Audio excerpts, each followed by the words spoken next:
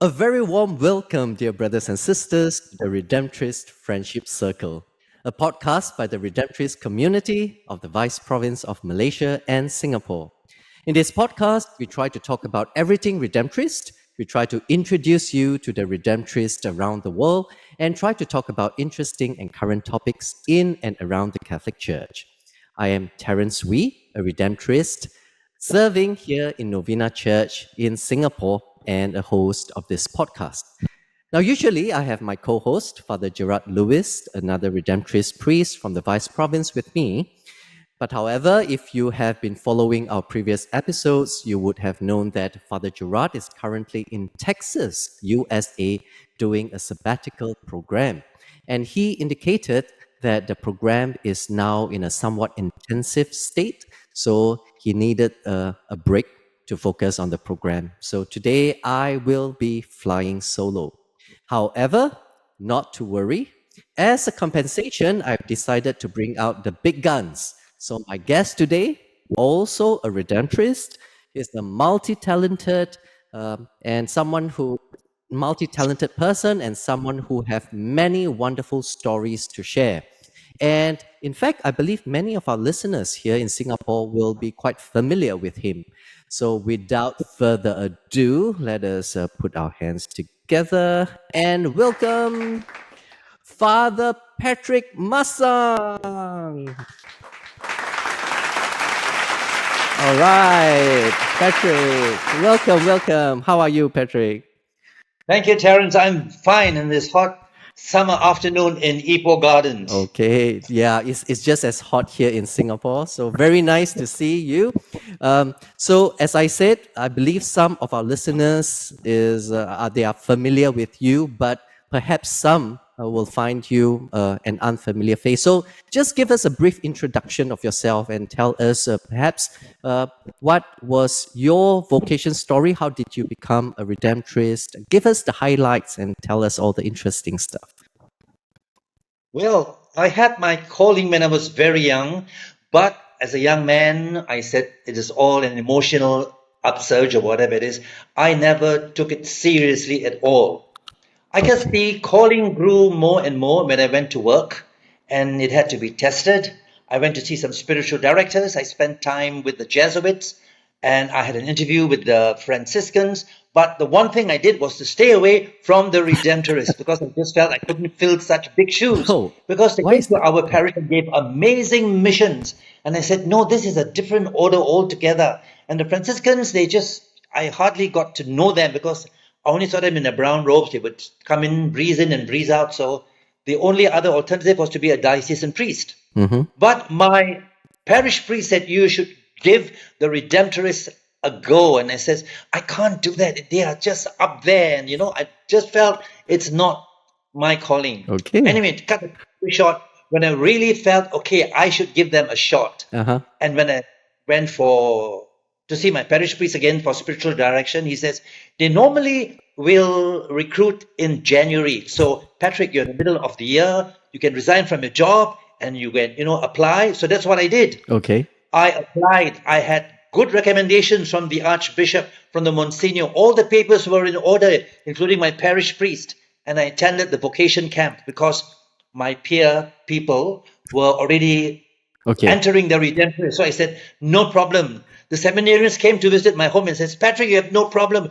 You will be going into the Redemptorist order. Okay. So I went for the Vocation camp in St. John's Island. Mm-hmm. And then lo and behold, after that, I remember Johnny Martin saying, you should go to Novena Church, see the Vice Provincial, and he'll give you the good news because my best friend from the parish is making his habit. Okay. And so I went to Novena Church in the evening after the Vocation camp and waited for the Vice Provincial. He came and he spoke to me and his opening word, hi Patrick, welcome. You know something?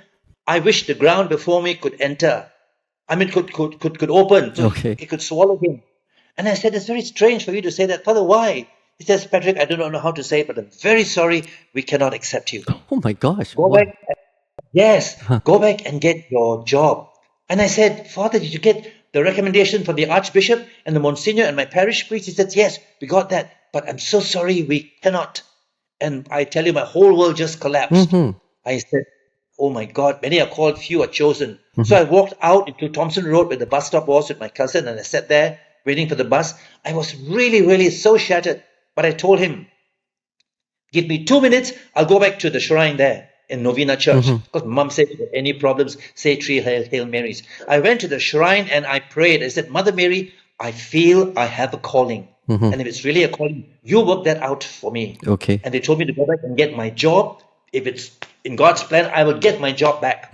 I went back, I got my job, but the manager says, Patrick, once you resign, we'll give you 6 months for you to look for another job.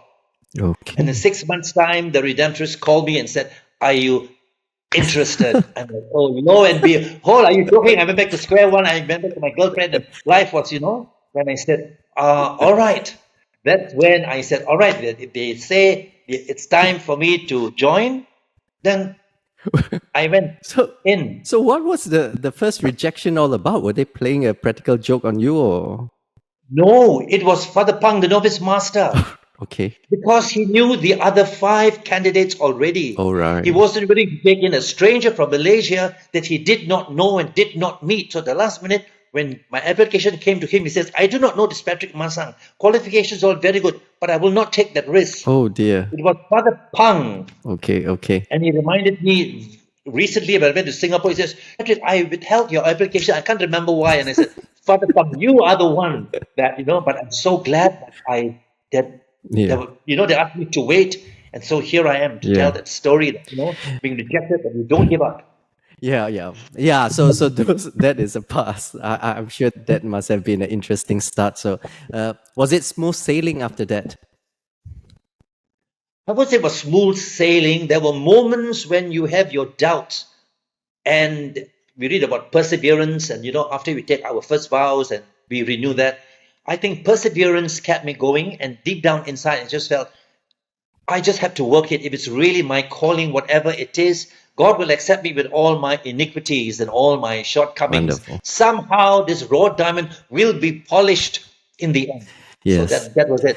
I just felt I had something to give to the congregation. Yes, I'm sure after you fully joined the Redemptorists, you must have contributed in many ways. I have to say, when I joined the Redemptorists, I do not know many of the Redemptorists, but I definitely know this name, Father Patrick Massang. And just 1 week after I joined as an aspirant at that time, we were being sent to Sarawak, and I would say that, okay, you guys got to go there and spend 2 weeks. I thought that was like so wonderful, and I remember when I arrived there and you were just happily walking from somewhere else, and you just walked back, and you was just like with such style and suave, and then I was just like, oh my gosh, this is Father Patrick, and we spent a really very wonderful time. So I have to say that it was really nice meeting you at that first few weeks of me joining the Redemptorists, and you have definitely left a strong impression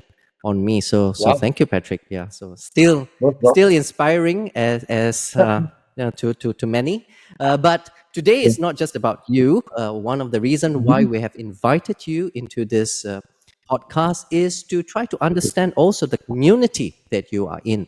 As of now, Father Patrick, you are with our Ipoh community. That is one of the communities in our vice province here in Malaysia and Singapore. So perhaps you can give us a little bit more background about the presence of the Redemptorists in Malaysia.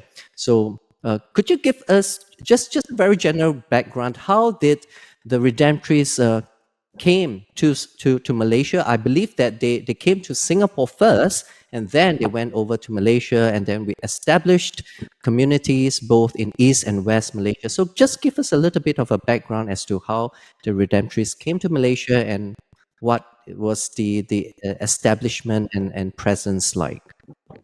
Yeah. The Redemptorists first established themselves in Singapore, but because they were giving parish missions, they went up to Malaysia. And one of the places they covered was Ipoh. They went to a diocesan parish, St. Michael's, for mission work. All right. And it was the request of the people that the Redemptorists should also come to Ipoh, right? So we started off in the early 60s to be known there, giving parish missions. And then in the later on in the 60s, we got a place in a called Tambun, a big bungalow. That was our first establishment. And it was not yet a church. It was just a big, huge bungalow. Only in 1970 did the bishop decide to give us a place officially. But before that, there was this tension between the people and the clergy. The clergy was not so keen on us coming into the diocese Okay. because we seemed to be attracting a lot of people to this bungalow, which was called Novena Church. We were so famous for the Novena. So not just Singapore was called Novena Church. Our first beginnings in this place called Tambun Road was at the Novena Church. Oh, You okay. see? That's something new. I It didn't was, even know about that. yes. When I asked the old people who have, much senior to me, they remember this place being called Novena Church before Father Wallace, the pioneer, bought this big piece of land. Okay. So in 1972, officially it was opened as this Mother of Perpetual Help Church. And then we flourished. So there are two things that happen. We run a very active parish, and we also have a mission team. Okay. Two are attached to the parish. The others, three or four of the other community members, they help in the parish, but they also do mission work. And whatever the need of the diocese is throughout Malaysia, we will attend to it, whether it's renewal, parish retreats, you just name it, seminars and talks, formation programs, giving nuns retreats, whatever it is, whatever the church needs, we are here to help the local church. We are like the How big was the charismatic. community at that time? I think the community was about 8, Okay. All right. 7 to 8, yeah. Seems like Many that's have a passed lot on. of work for such a community to be taking on. I mean, it feels like there's a lot of things to do. Right, because we ran a mass media place where they used to produce videos. Oh, We had a studio here, yes. wow. We had that multimedia communication center before YouTube and all that was on. We were producing videos for families with Christian values and all that. We had all this was a very active parish. Besides the parish, there was a multimedia center.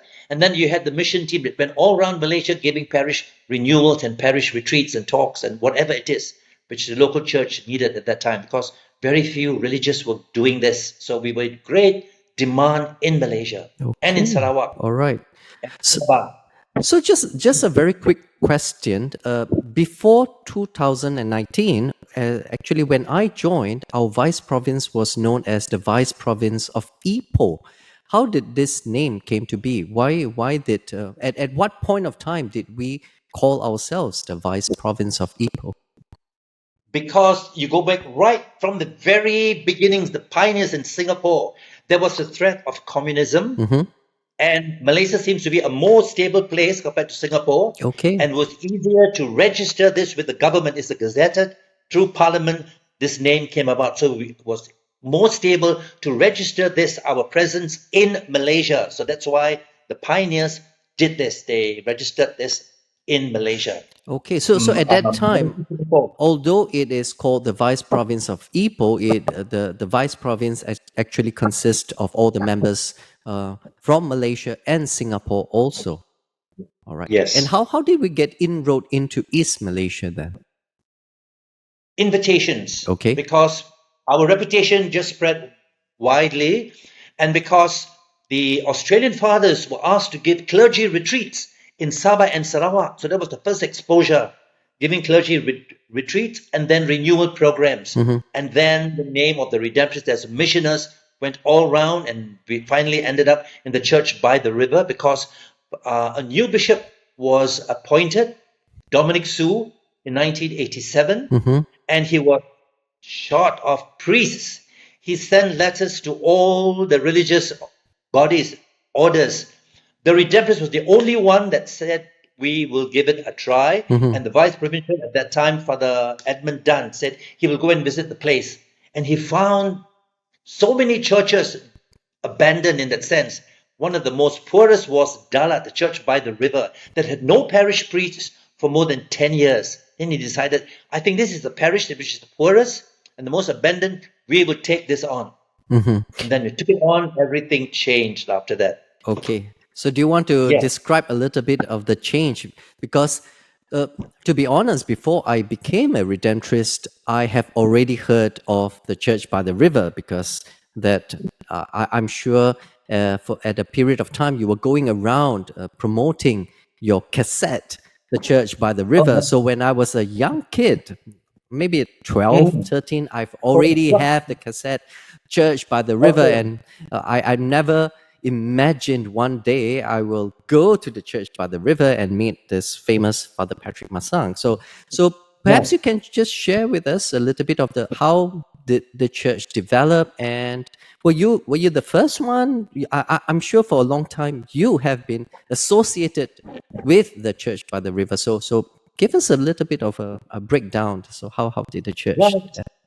Yep. So when the invitation came, the obvious choice would be people from Sabah, Mm-hmm. right? There was a Calixtus and there was a Lucas Ho. These people were handpicked and they were, told you are going to go to East Malaysia. Mm-hmm. At the end of the day, when they had the chapter and Calixtus was chosen to pioneer this and said, you will go with Lucas Ho. But he says, no, I want as my sidekick, the assistant will be Patrick Massang. We are not trained for parish work. Mm-hmm. I was not trained in the seminary, but just to give him support, I said yes to it. And when we both went there, when we saw the state of the church and the house, we were joking with each other. Let's look. When is the next boat back to Cebu? And then let's get out of this place and just say this is not an appropriate place. Okay. But then we said no now. Since the Redemptorists said yes, we would take this place on. It was very run down because it was very badly maintained. The church was also very small. The maximum was just 400 maybe a capacity. But then the crowds on Sundays were 800 to 1,000 people. Mm-hmm. We had to extend the church, and no help came from the bishop. So the only way that we could do something was when I tried to convince the bishop, I think I can go out and sing. He looked at me as if I was crazy. I said, how many do you expect to sell? I said, Bishop, I think I can go around on a road show and start this, He just wouldn't believe it. He said, give it a go. So the vice provincial at that time believed in me. He said, I'll give you a grant. Mm-hmm. So that you don't have to pay us back. So Father Johnny Martin at that time believed because I gave him this. He said, Patrick, your vision is amazing, but you don't have the money, but we will invest in this. Mm-hmm. Master copy that you want to go and record and see what happens. So the rest is history. From one cassette tape, we went on to 3 other albums, and we built this. We raised with a seed of just 6,000. At the end of the day, we raised more than 2 million. At that time, Oh it was wow. big time in Sarawak. Yes, Oh wow. became one of the most flourishing churches in Sarawak. So that was it. Yeah. When God gives you a talent, it's for the community. It's not for my glory. So and the Redemptorists helped me to. You see, during my seminary days, I went for voice training. Mm-hmm. I went to do a course in speech and drama until I got my certificate from Trinity College, a teacher's diploma to teach speech and drama. That's why I went into musicals and Yeah. drama and teaching. I wonder why So did we not get the same opportunity? Yeah, that's why you you see have that to sell your when I speak you I have to stutter a little bit. No, you have to sell your dreams to your superiors. This is where it Okay. is, So I'm a very good salesman, and they Okay. believed in me. I did so many things. They said, "Yes, Patrick, go for it." And there I was, including photography. They knew that I like photography. I did that, and I won prizes and all that. So it is develop whatever God has given you. The talent is for the community, it's for the church, and Okay. there it is. Not time for me Wonderful, to retire. For wonderful. you to take over. We'll see when we make you cut another album to raise funds for us. Okay. Oh, Yeah, I'm sure you'll be happy with that. So, all right. So that is East Malaysia, Dalat, and West Malaysia. We established ourselves in Ipoh. Did we ever mhm. try to establish more communities around Malaysia? We would like to, but manpower will not allow us to. Okay. In Malaysia, you see, like in Sarawak, when we couldn't get the Singaporeans there anymore, it became an international community. But in East Malaysia, you can get working visas. Not in West Malaysia because they think this is a Muslim country, although it's not a Muslim country. They just say that so that people will believe in that. So that's why we can really expand by getting people, other missionaries like the Australians coming in. We got neighboring countries of Indonesia and the Philippines willing to collaborate with us and work, but the government will not give them work permit. That's the disadvantage. Did we not attract local vocations? Well, like everywhere, it's just a trickle. Mm-hmm. We have two in the novitiate. One is from the church by the river. Can you imagine that? First time in history. So we have two. We have got aspirants here in Malaysia, which of course I'm the vocation promoter. We've got one in the university, one in another parish who wants to join us, and one from this parish. So when the time is right, they will be going in for their Wait, postulancy. you're talking about right now, right? Not now, yes. No, I'm talking about at that time when we just started establishing, and you were saying that even the bishops were being a little bit wary of our presence because we were attracting all these people. Did we not have like a vocation boom with a lot of We people wanting did. to join us? Yeah. Yes, So yes. what happened? There is Philip Lai from Ipoh. Okay. There is Rudy Wong. There is Joe Stevens. Okay. All these Ipoh people. Okay. Besides Ken Williams from Penang, and Joe Tan is also from Penang. We had people from various parts of the country joining. So we did have a good force here in Ipoh. But it didn't just keep expanding. We didn't manage to sustain that momentum. No, we did not. Some left and some died, and so the turnover was no. Okay. But now we're hoping to climb that ladder. Yep. So That is the hope. this might be a little bit sensitive, but I suppose that it's also because of all this manpower issues and the limitations of our presence there. That also ultimately we have to give up our presence in East Malaysia. Is that how it went? I don't see it as that because we have got people in the novitiate. Okay. They'll be going to the seminary next year. Okay. No, but So what that I'm is saying is very that good. we are no more in charge of the church by the river.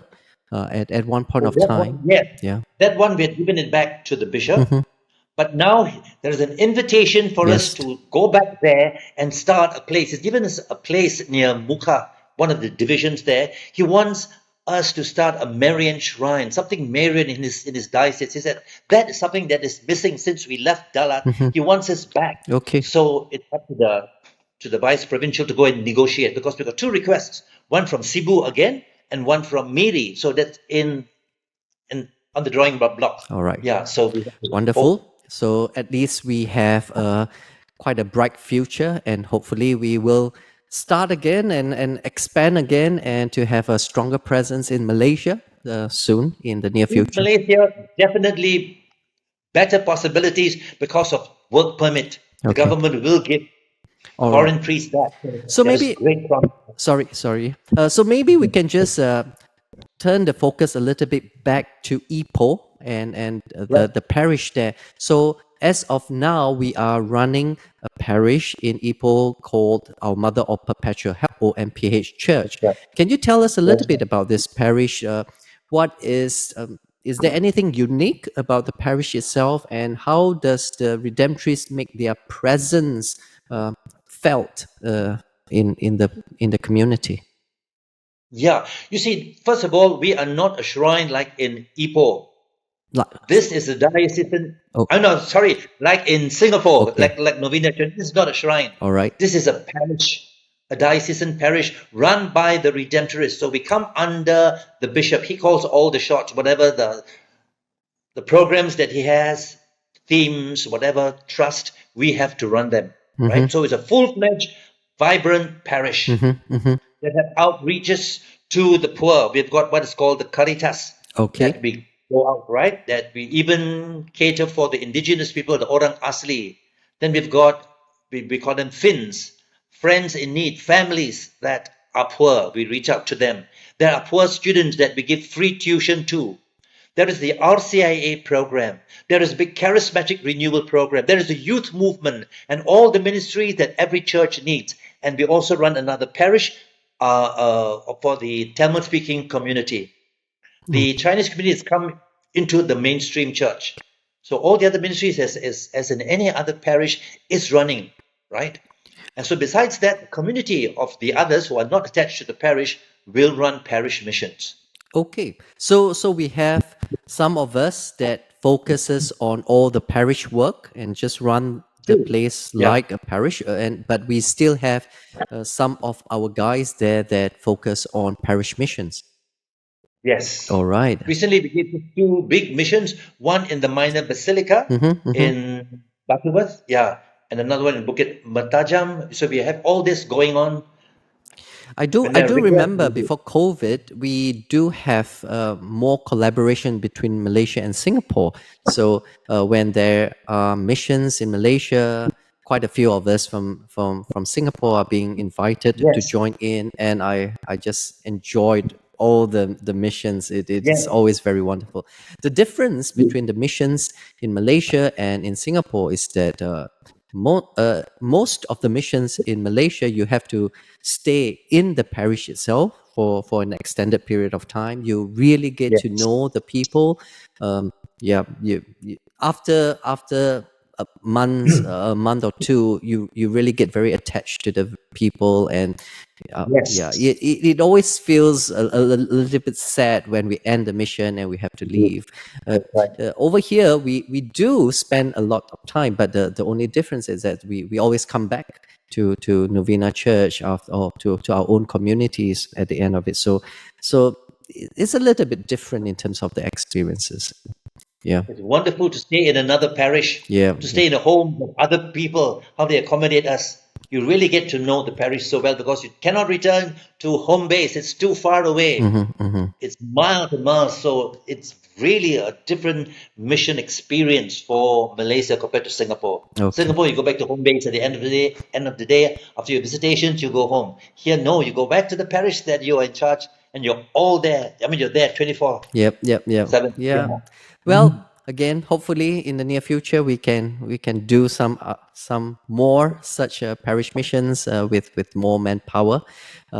Also, I'm sure quite a few of the Singapore listeners are familiar with some of the Redemptorists that is staying over there in the Ipoh community. So maybe you can just give us a bit of a rundown of or who are staying there, who are the members of the community, and how are things with all of them.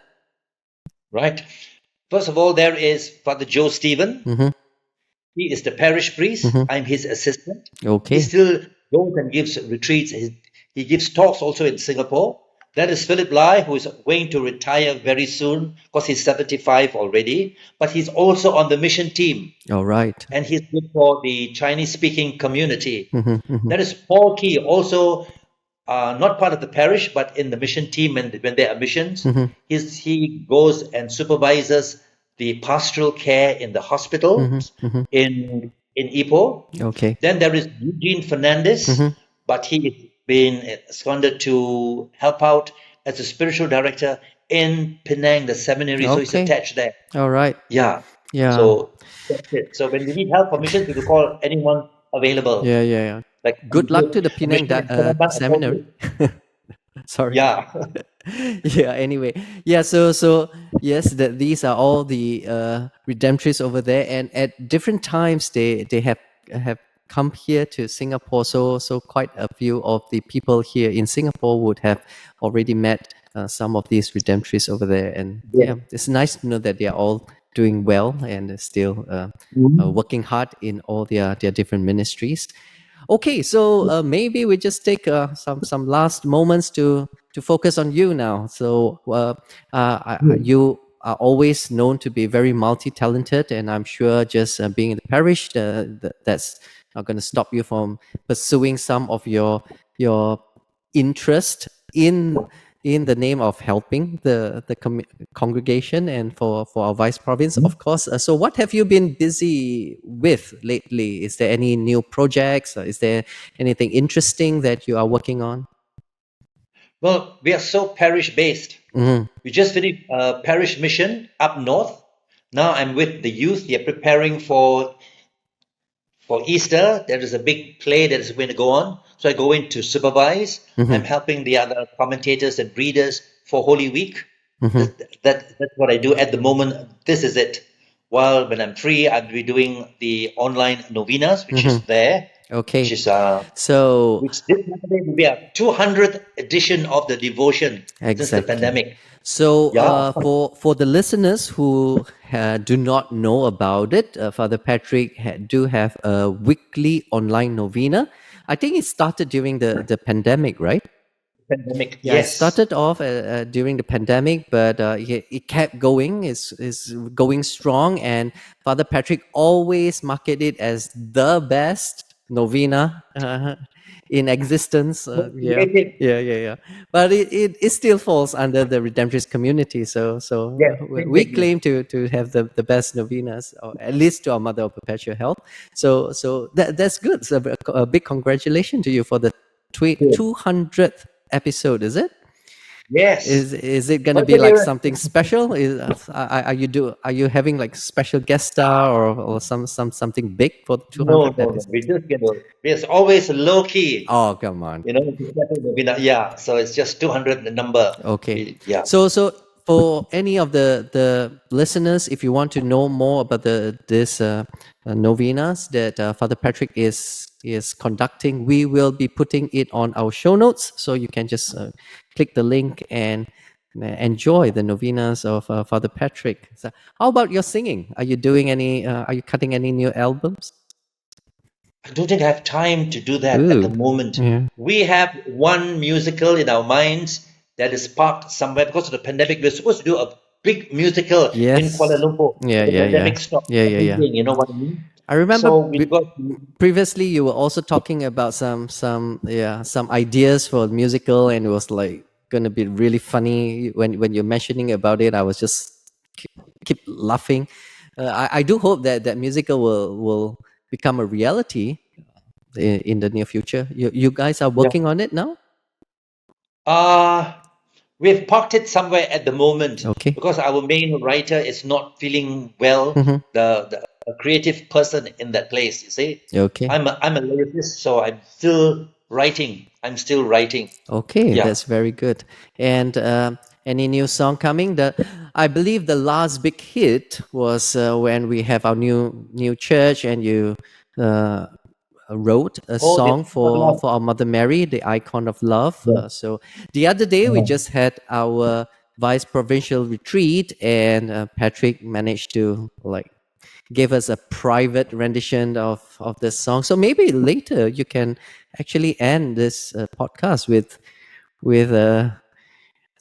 singing of this icon of love.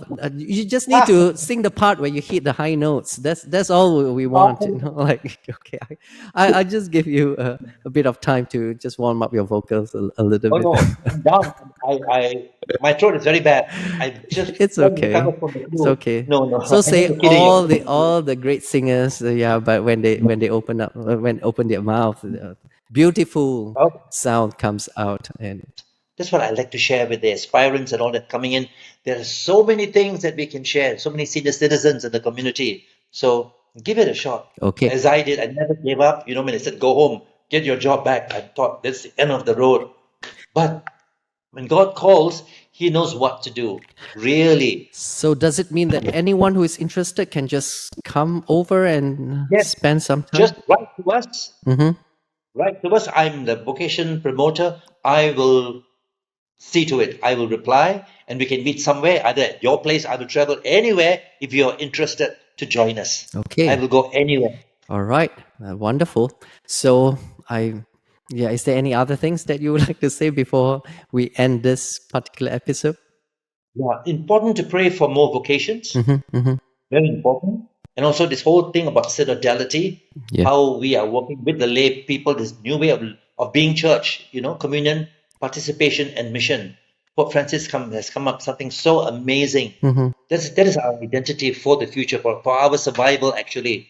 It's synodality, a synodal church. That's true. Yeah, we definitely love to see you all more. Actually, very soon some of us will be visiting the Ipoh community, and we definitely hope that you can come over to Singapore a little bit more to interact with all our churchgoers here in Singapore. And yeah, let's just all pray that more people will be attracted to the Redemptorists and join in this family. Yeah. I will, So, is yeah. there any other things that you would like to share with our listeners? Yeah, with anything with regards to telling us more about our Redemptorists in Malaysia, our presence in Malaysia, or anyone who might be interested in joining the Redemptorists, especially in Malaysia. Is there anything that you want to share with Yeah. them?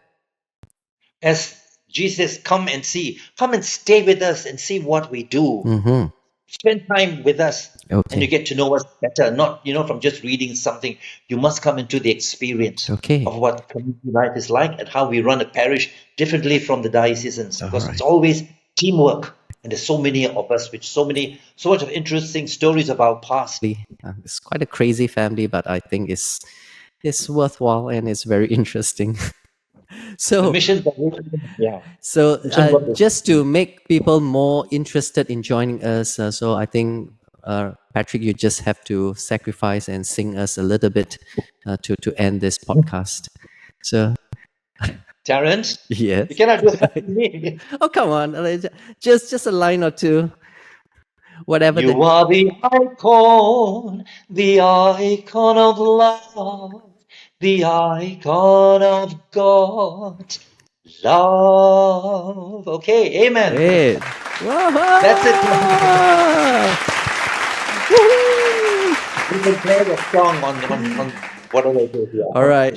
Thank you. So anyway, thank you so much, Patrick. It's really nice to catch up with you here online, and definitely we'll be seeing you a lot more. And hopefully, the listeners will also have more chance to interact with you, and hopefully you will be able to come here in Singapore and do some. We do have some plans. Okay. Up our sleeves, Let us know. especially next Let year. us know. A lot of programs are going to happen next. Stay tuned, especially for the listeners. Next year, a lot of things going to happen, and definitely at some point of time, Father Patrick is going to come here in Singapore and just going to interact with everyone. All right. So, Patrick, All any right. last words before we say goodbye? No, just pray for us. Pray for more vocation and tune into Novena. Okay. Marian experience. All right. Yes. You So, won't regret it. Yeah. okay. So, all right. So, goodbye. Thank you. And we'll Thank see you you. again in our next podcast episode. Bye bye. All right. All the best. Take care.